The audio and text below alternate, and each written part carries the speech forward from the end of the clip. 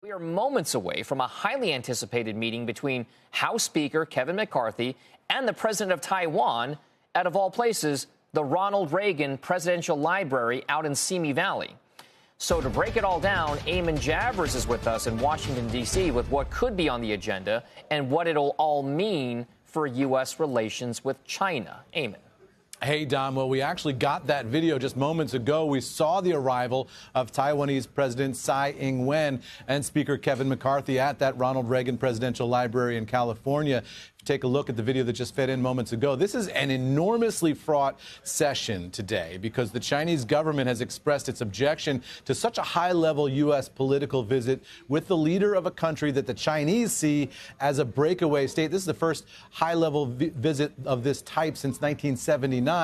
Now, the Taiwanese visit, though, is not an official state visit. That's due to the ambiguous nature, the intentionally ambiguous nature of U.S.-Taiwanese diplomatic relations. So this is being described simply as a transit of the United States by Tsai, not necessarily a visit.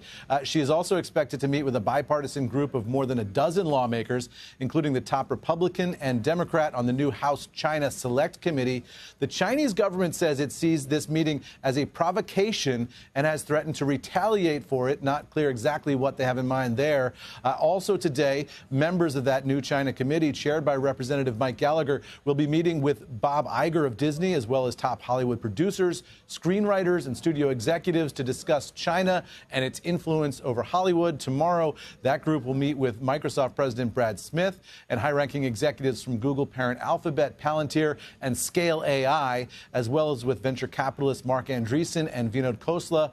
On Friday, the Select Committee members are expected to meet with Tim Cook of Apple, who himself just returned from a trip to China, where he attended meetings of the government-organized China Development Forum and posted pictures of himself touring an Apple store in Beijing. So a lot happening here, Dom, on the U.S.-China relations front, both diplomatically and in the business sector. Okay, let's start with the diplomatic side first, Eamon.